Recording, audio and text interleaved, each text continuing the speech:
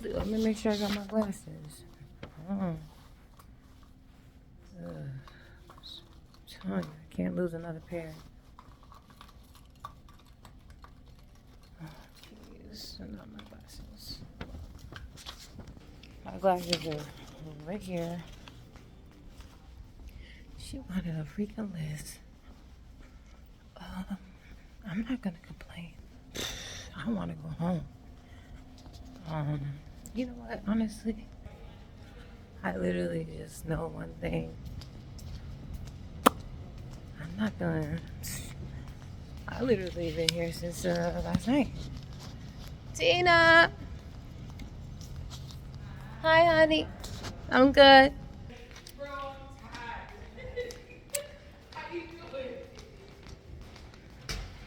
I'm trying to turn this slip. Bro. I'm trusting the Lord. God, please.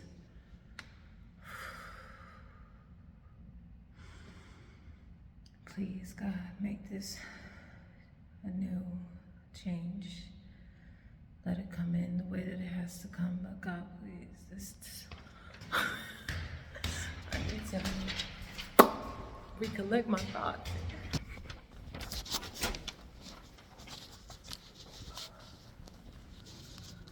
Hey Mo, haven't seen you in a while. I know, where have you been? Yeah. Where y'all put me? I see you. I ain't even black out.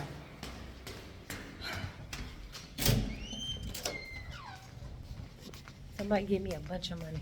People be, I swear, people are just in your face. Like, bye, bitch, bye, boo. Like, why the fuck you all in my face? I don't like that. That type of energy. You just read it. Anyway, out.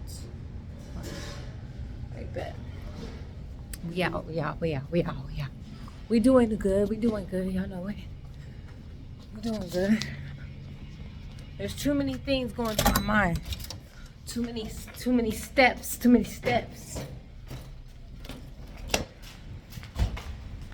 And it's getting work.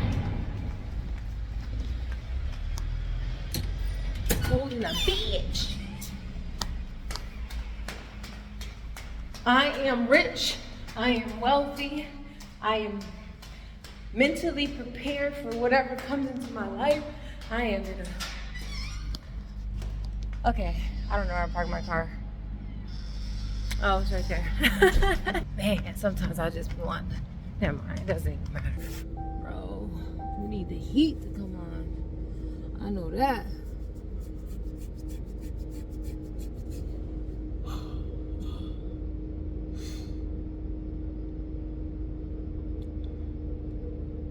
Dang, I can't see.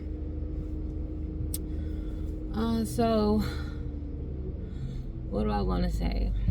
I want to say,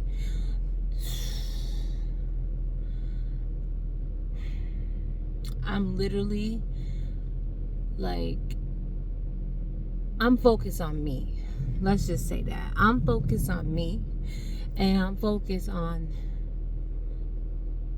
working hard. You know, responsibility is literally part of the blueprint. You are responsible for whatever you sign your name on, and you are responsible for everything that has your name on it. And you're responsible for you. And you're responsible for your happiness. Because nobody can make the decisions that you have to make for yourself. You know, I never was trying to live my life through other people. I was just trying to get my footing, you know, and that a lot of people were intentionally not the best kind of people. You know what I mean? I'm not gonna say they were the worst, but they weren't the best. And you know, I could go talk to a counselor. You know what I'm saying? I could do that. I could do a lot of things. I could get revenge. I could go sue people. I could do so many things. But like I said, I'm focused on me right now. And that is the only thing that is on my mind. I'm focused on me. Everything else has no relevance. None whatsoever. The priority is me.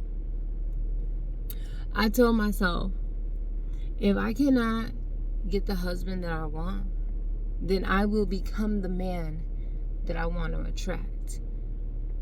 How is that? Work really hard. Be very consistent. Be patient. Be understanding. Don't be too overthinking and too entitled to somebody's time and somebody's, attention. I learned, there was a part of me where I was very clingy. There was a part of me that had abandonment problems, yes, because I was abandoned a lot, emotionally, educationally, academically, you know what I'm saying? I always would be like, I always had this confidence about me. And I remember, when I was a little girl, I used to say I was really pretty because I was, I just thought I was really pretty. And this girl in the Boys and Girls Club shut me down. And they started picking at me, saying I had a lazy eye, saying that, I wasn't that pretty. And, my self-esteem at that time really did just shatter. You know what I mean? Like, I got to the point where I didn't want people to see me. I was antisocial. I was always trying to find a way to stay in my room, stay away from people, just stay away. That's all I could think. But, to be real with you, I grew up, and I grew up staying away from people because I didn't know what it would feel like to have a connection with someone or have a really good friendship with someone or to be vulnerable with someone or open up about certain things in my life that, I was going through at such a young age. And I had a lot of things that I was hiding in secret. And I can honestly tell you, the truth is, I didn't tell nobody but God. And, I just asked God a lot to help me because I know that I've been through a lot. And I survived it. I'm still here. And I'm so grateful for that because a lot of people always pointed at me as if I was the one that was going to be the failure, as if I was going to be the one that wasn't going to live that long. You know what I mean? And as the years went by and time has lapsed. I think time has lapsed. God has set me down in this Range Rover, in this car. There was a moment where I couldn't go left, I couldn't go right. I just had to sit. And the only thing I saw was there was like a little river in front of me. And there was trees. And I remember there was some water in it. I didn't even try to appreciate it. The whole entire time I was asking God, why? Why is this happening to me? Am I really a failure, Lord? Have I failed you? I can't eat. I can't go left. I can't go right. I'm here. I'm stuck. And then I remember I just started crying so crazy. It was like my heart was shattering. It was like I was a little girl again. Like I was crying so much. Like I was pouting. I was angry. I was sad. I was confused. I was scared. And then at the same time, you know, it began to rain. And in the midst of the rain, it began to pour even heavier. The more I kept asking God, why?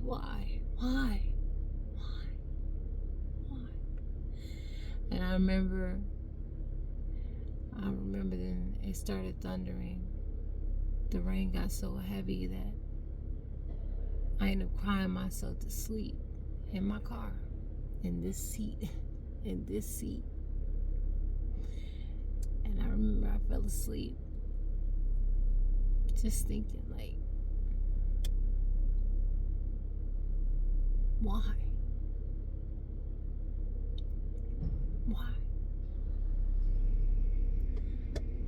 And it was like I completely was trying to just live my life, do the unthinkable, take risk, and focus on me and go into the unknown. That's what I did.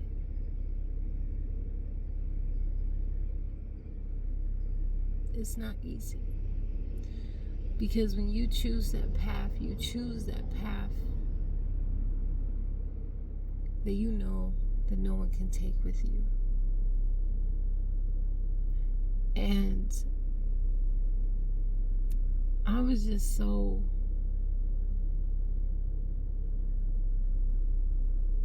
tired. And I just remember how I was like, okay, if I can't go where I'm gonna go, then I'm gonna study. I'm gonna go to the library. I'm gonna study for my exam.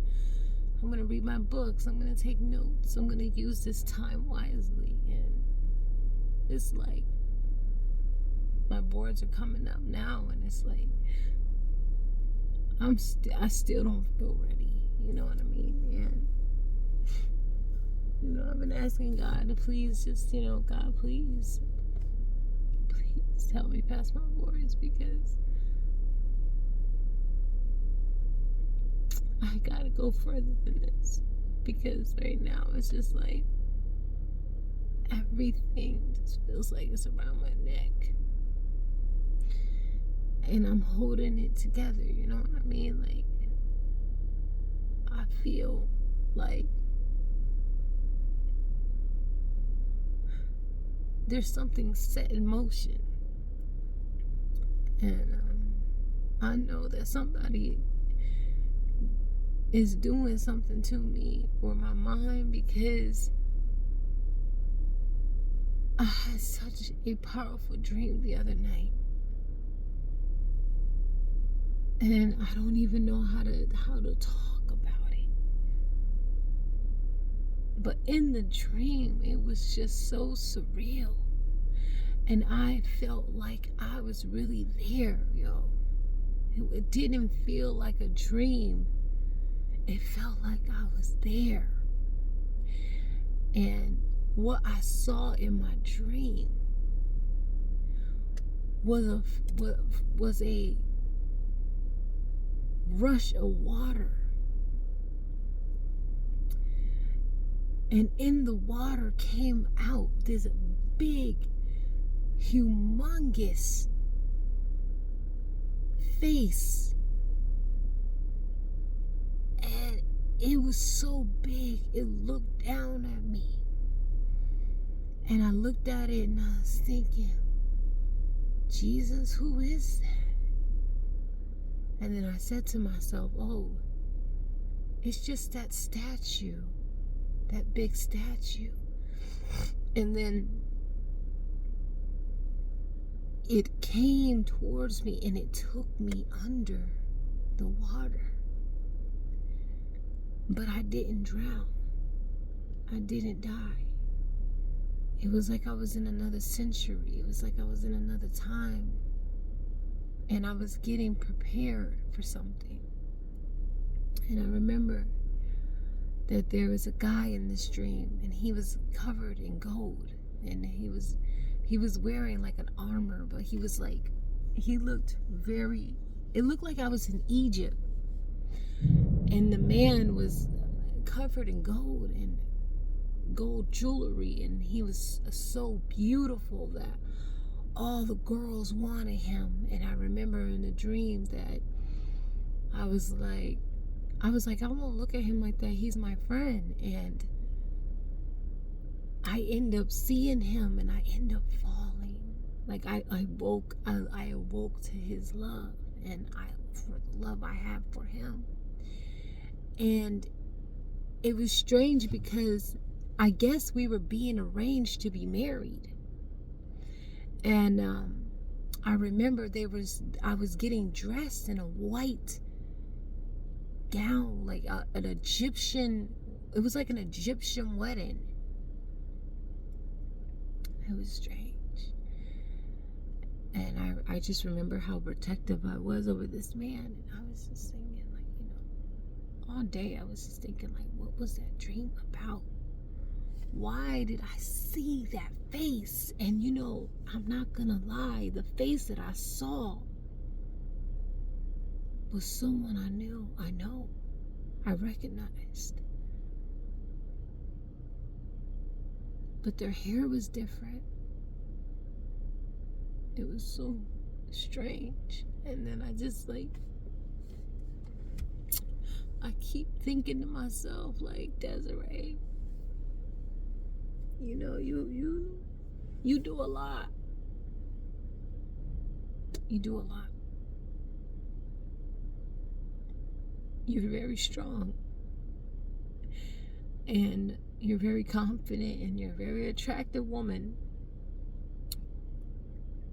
And you have wisdom on you. And you're in control over your emotions. And you've been working on that. I'm not perfect, I'm not. I'm really not. But I won't lie. Like, a part of me wants to just accept everything.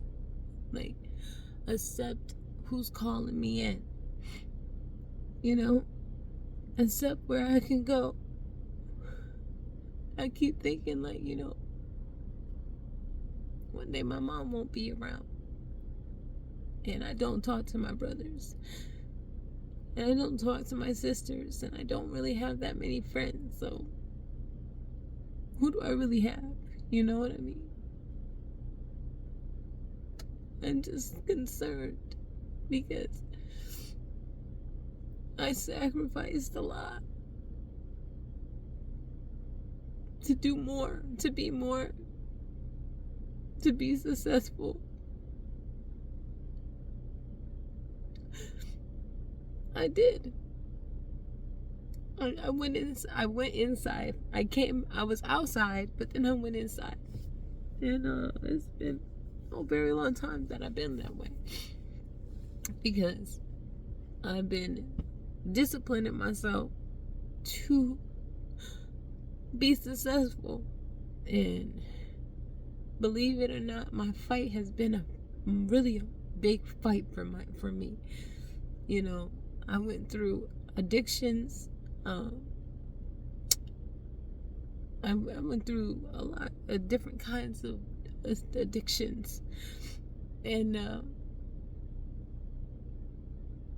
I really just honestly I just want a new. I just want a new. I need it. I'm tired. I'm tired. I'm tired of feeling like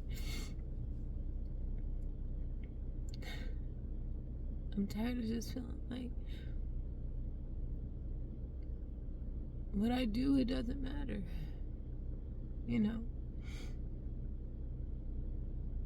But I know what I got, no one else has it.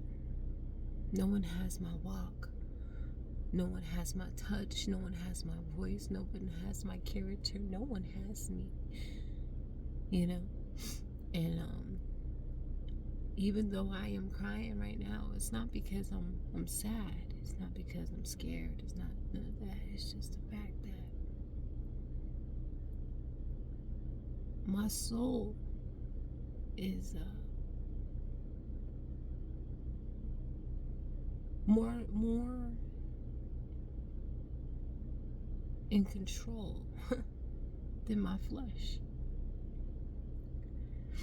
I would love certain styles in my life, but I was sitting down and I was thinking to myself, we weren't created to just find a partner. But that's not why we're here. And then I heard to myself, it takes a strong warrior to go into the unknown by themselves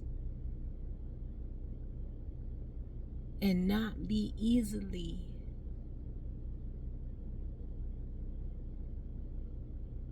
swept off their feet by the first man or that comes into their space that is giving them the compliments that they never heard someone else say, or someone of the opposite sex say to them, and they are baited into a commitment, into slowing down, into not becoming what their partner wants them to become, instead of who they are meant to become. And I made a commitment to myself that I wasn't going to do that. I wasn't going to just jump into a relationship, get married, and go running off with some man and start a whole life. I don't know why. My whole objective was to be pure for my husband, because I love God. And I wanted to be whole. I wanted to be pure. I wanted to be clean. I didn't want to be touched. I wanted to be perfect for the man that God had for me. But I was being preyed on and watched by a predator, waiting to take all of that away from me. And when that happened, I told myself, it doesn't count. I don't believe it.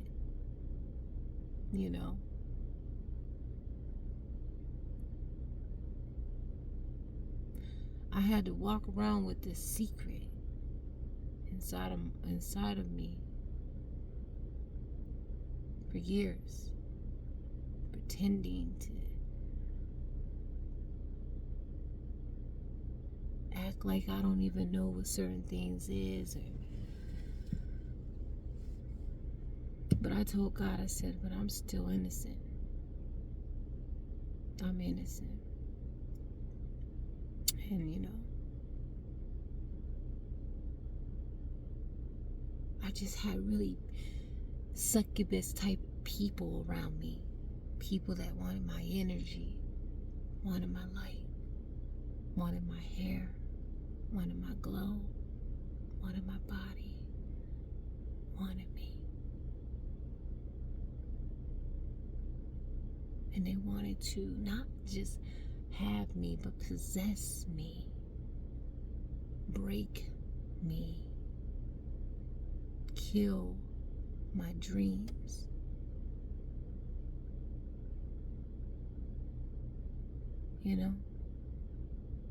But they didn't break me. They couldn't kill my dreams. Because there was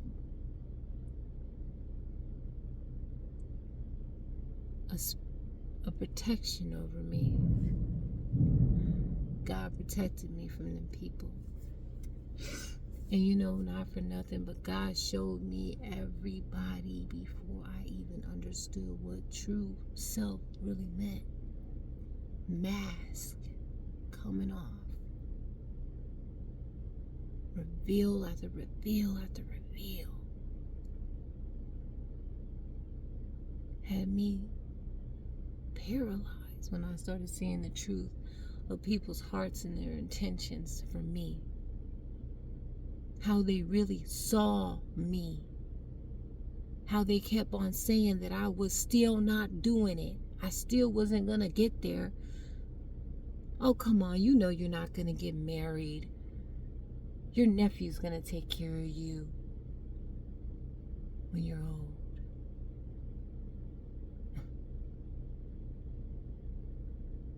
No. I don't believe them. I send it back to the sender.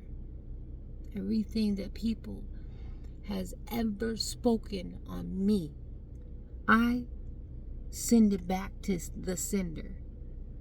I send it back to the sender tenfold. Everything that they did to me, I send it back to the sender. Not only am I sending everything back to them, but I'm reclaiming everything that they hated me for being. And that is strong, confident, sexy, God-fearing, abundant, admired, popular, successful, a go-getter, a hard worker, a woman who knows herself and knows how to control her emotions. That's who I am. Driven to continue to create what I can create. Not just staying in the box, but breaking out of the mold that God put me in for this time as such as this. To break out of the mold that they tried to put me in when they saw that my glow was glowing, baby. It was just giving God. It was just giving angel. It was just giving purity. It was just giving a generational curse breaker. It was given, honey, so much so that it made my enemies hate me, and my enemies were the ones that had the same blood as me. My enemies were the ones that were sitting in the same school and in the same playgrounds as me. My enemies were the ones that were saying it's okay when they were going behind my back, setting me up for failure. My enemies are the ones that were trying to take every man that wanted to be with me, but they wanted to still have me as a friend. And my enemies that would try to buy me with money and guilt trips. My enemies. I recognize real recognize real, and real also recognize wolves in sheep clothing who tried to be real. My tears may have shed today, but my victory has spoken. This car was gone. My car was gone for 2 weeks. No, over a month. For a whole month. Almost 2.5 months my car was gone. Sitting on the lot. Listen, my car needed to be repaired. $1,200 was the total. $1,200. Where was I going to get that money? Oh, don't worry about it, Miss Thompson. Your warranty is covering the half of it. All you have to come up with is $4,800. I didn't have $4,800 right in my bank account just to pull out. I had to get up. And I had to work hard. No break. No excuses.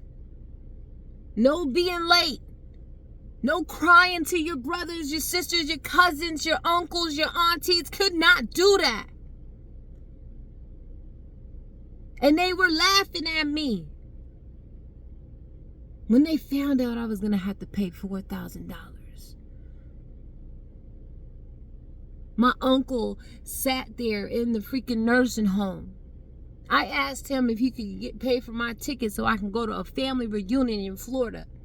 But then something began to speak through me. I started speaking about my car situation. He was like, well, what exactly, how much money exactly do you need to get your car out? I wasn't trying to make it about my car, but it was about my car at that time. I wasn't thinking about anything like that. I was just thinking my car's getting fixed and I have a loaner vehicle. I was thinking like that, but I wasn't thinking like, oh, I'm going to have to pay some big bucks. I knew I was going to have to pay big bucks, but I did not know the challenge that was coming at me. I was being attacked, intentionally attacked.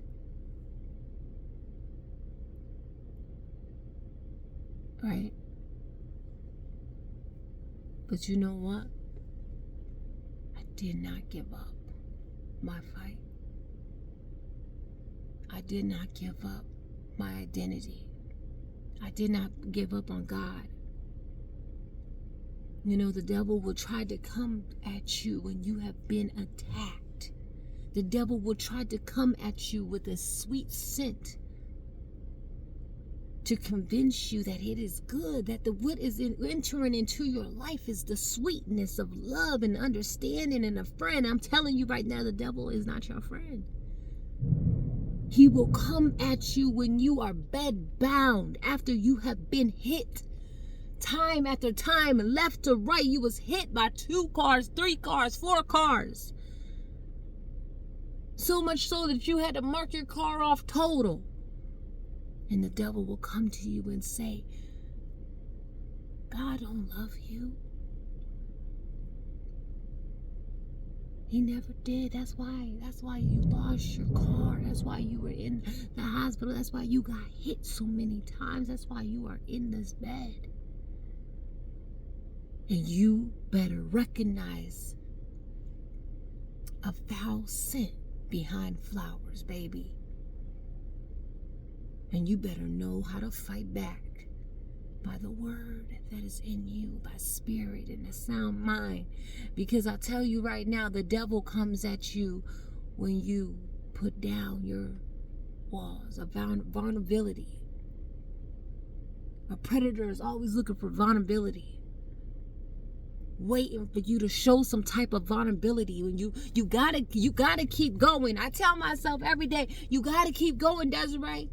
You gotta keep going, because you know that even though you are protected, even though you are covered and you are in the promise, even though you are going and coming and going, don't mean that there is not always someone out there watching and waiting for your vulnerability. When I thought I was safe in my own bed and I was asleep at night, listen, somebody tried to break into my room while I was sleeping because I was vulnerable. But little did they know that God had woken me up to let me know that there was a predator outside my window.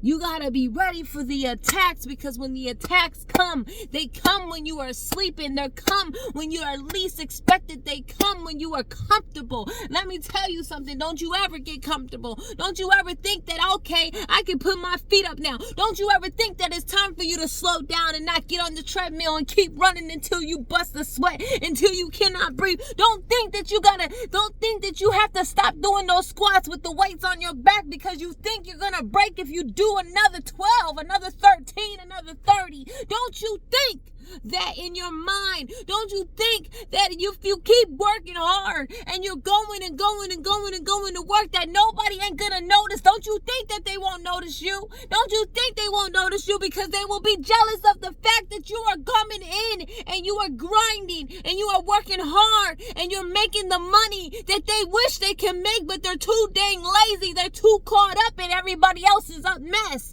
They're too caught up people pleasing. But this is the time where you have to focus on you. You have to know that it is your turn. You have to know that it is yours. You have to know within your spirit that you already are fit for the position, that you are already fit for the money, that you are fit for the calling. Because some people think, I don't even know what the calling is. God, you're calling me and I don't know. God says, stop looking behind you and stop looking in your rearview mirror to see if somebody's going to come up and help you in the situation. Nobody's coming. Nobody's coming. God will let you see every snake. Every snake that tried to cover itself up as if it was not a snake. Come on.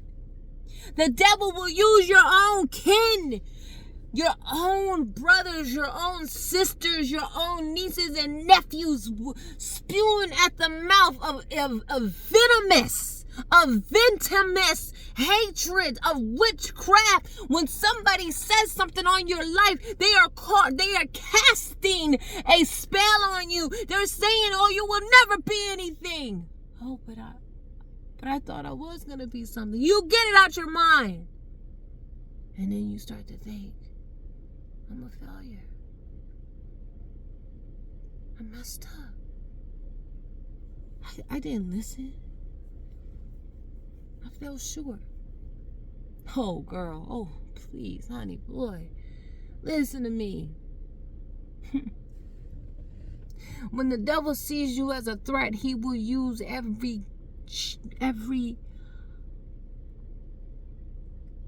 willing and evil vessel that he can use. So you know what I did? I began to cleanse. I began to give up smoking. I began to give up drinking. I began to give up friendships. I began to accept the fact that, okay, God, I'm in this isolation season. I said, okay, God, I'm in this Range Rover. Okay, God, I was homeless in a Range Rover. Who else can say that? Who else can say that? Oh, I didn't have the money. I didn't have money to get home. I didn't have money to buy me $1 cheeseburger. I didn't even have money to buy me those little hot dog thingies from the dollar store that's only 25 cents. I didn't have 25 cents, not a nickel, not a dime. And you want to know something? God said, watch what I'm about to do for you. I kept hearing the Lord whisper into my ear, I'm about to make your name great. I'm about to make you wealthy. You are about to be so wealthy. And I'm like, how, where, when, how, where is it coming? What happened? I don't understand. I'm not understanding, God. Because when you leave from the lies, from the liars, the snakes, you begin to move another way. You begin to shake off the words will die at the mouth of them. And let me tell you, when you leave, everything they spoke, everything they done, every moment they robbed you right in front of your eyes, you loved them. You opened your heart to them every time you did that. And they took your energy, they took your beauty, they took your body, they took your money, they took your hopes and your dreams, they took your vision board, and they tried to say that your vision was too big. Let me tell you something. Once you leave from underneath them, that is when everything hits them back right in their face. They have to pay to the God that they serve, because they had to get the energy from somewhere. Their mission was to take you out because you are God's chosen. You are God's daughter. You are God's son. You belong to God. And when the water starts to come, not from only your eyes, but it's seeping out of you, having places that you never thought water would come from. And the water is so big, and the water is consuming you, and the water is taking up in your ears. God will make you realize that there's about to be a burst of something big in your life, and God will use water. God will use a cleansing. God will use a purging. God will show you that you do not call on them. You do not trust no one but me and you in this time. You don't trust no one but me and you in this time, because it is time for you to trust me again. It is time for you to know who is God. It is time for you to recognize who is not of God. It is time for you to recognize the snakes. It is time for you to take out your sword, you warriors. And it's time for you to march. And it's time for you to speak. And it's time for you to heal. And it's time for you to stand up again. And I'm telling you, the motion is in the ocean, baby.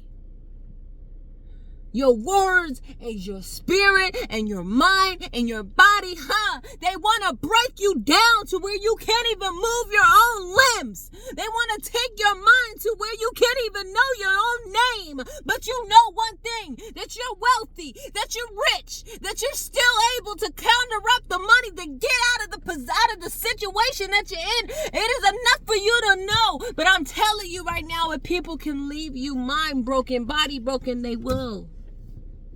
They will. They will. If they can see you have to go back down to the bottom and have to be poor again, they will watch you. They will want to see you do it. But I want to let you know something. When I took the chance and I took the opportunity to invest into myself, it wasn't an investment of myself that they thought the investment was never into VIP at night. The investment was never into me. I put an investment into God. I didn't say, yeah, I like VIP at night. Let me do this. No, I said, God, this is your money. I know that I don't like money. I don't love it. And I know that they're like, oh, you gotta love money. You gotta love it. Listen, I love God. So I love anything that God brings into my life. But I tell you right now, I don't love money. I love God. I don't love to be dominating anybody. Any young children, any women. I don't need that. I'm a woman. I'm a feminine woman who knows myself.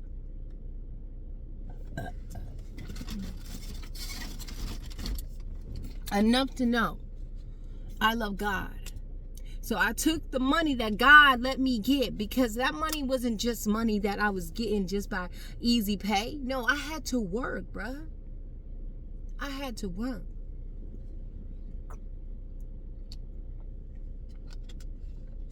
People, oh, you're going to give up your Range Rover, Desiree? You can't afford it. Oh, I can't? Listen, this Range Rover was given to me by God. Because before I even had the Range Rover, I asked for permission to have it. Come on. I promise you I did. I went into the Land Rover in Maine, and I said, Lord, I don't know if I can go in there. That is high value, high class. God said, get out your bed, get out the bed, get out your head, and trust me and watch what I'll do for you. I got out of my car, the car that my you know what I'm saying? The car that I felt imprisoned in, that I was deceived to get, that was supposed to be my trap, that was supposed to be the sinking pot for me. That car was only going to be the part, the deposit for the better. And let me tell you, I got out that car, I walked into the Range Rover, sat down at the desk, said, I didn't even have to say nothing. The dealer looked at me. He said, "What would you like? What can I do for you today, ma'am?" I said, "I would like to purchase a Range Rover. I would like to try out that Range Rover in the front." I was talking about a Velar. I didn't even know what a Velar was. I just knew it was a Range. I got in that car. I drove it. He let me drive it. Didn't even want my driver's license. Didn't even care. He said, "You can take it yourself if you want." Oh, okay, I'll go with you. I drove it. That car, the crazy thing about it, that car ended up getting sold. So I thought it was up. I don't have another chance, God. But then I got a phone call. "Ma'am, we just got that exact same car, but the only thing is it's a 2018. And it's all white interior. And it is used. But it's in good condition. Do you want to come look at it?" I'm like, "Yeah." Came up to the dealership, drove this car. And then I said, "This is my car." I said, "This is my car." Just like I said, I know who my husband is. I know who my husband is. And you want to know something?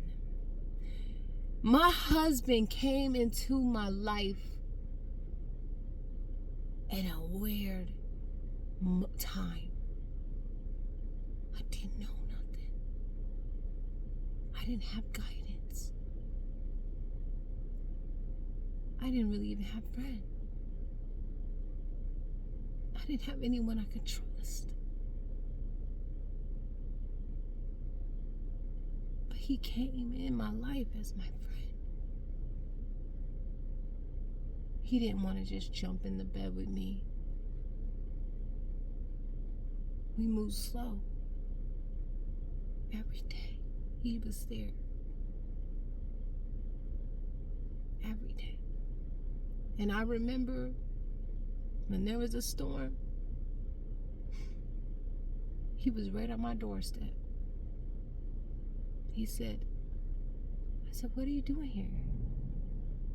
"I heard there was going to be a tornado. I just wanted to check on you. Make sure you're safe."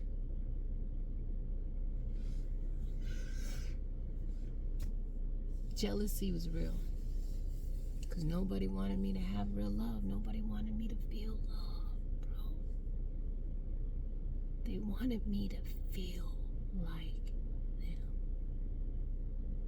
Deformed, left out, estranged, disconnected. But you know what the crazy thing is? The more that they pushed that feeling on me, the more I was pushed out of the belly of the snake.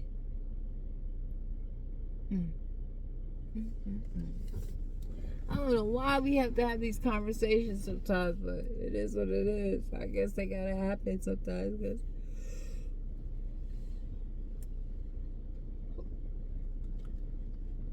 they just gotta happen. My back wanna crack, but it won't crack. I don't know. All I know is this: I just got off a 16-hour shift, and I feel like I'm gonna be sick today. I don't know why. I'm just being strong, I'm holding my head up. I'm just trusting in the Lord. I'm trusting that God is making a way for me. I'm trusting that no weapon formed against me shall prosper. I know that right now it seems like I'm not doing good. It seems like I'm making bad choices, but you know what? I rebuke that lie. I rebuke the devil in the name of Jesus. I kept thinking horrible, these evil thoughts try to creep into my mind last night, but I rebuked them because anger can become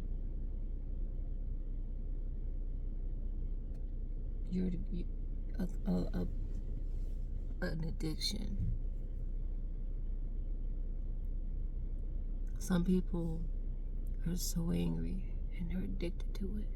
They're addicted to being mad. They're addicted to hurting another person. They're addicted to be in control. And sometimes you just have to redirect yourself.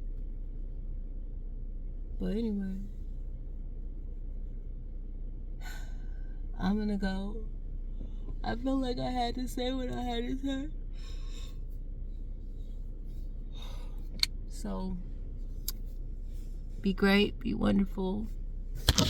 God bless. And no matter what, stand up for yourself. And don't let the devil deceive you, making you think what you're doing is not enough. You know what I'm saying? That you're in burnout. Don't listen to these demons, bro. Say, I am who my Father says I am, and I will do this. I've done it already. It's already done. Do that, and then watch what happens. Remember, focus on you.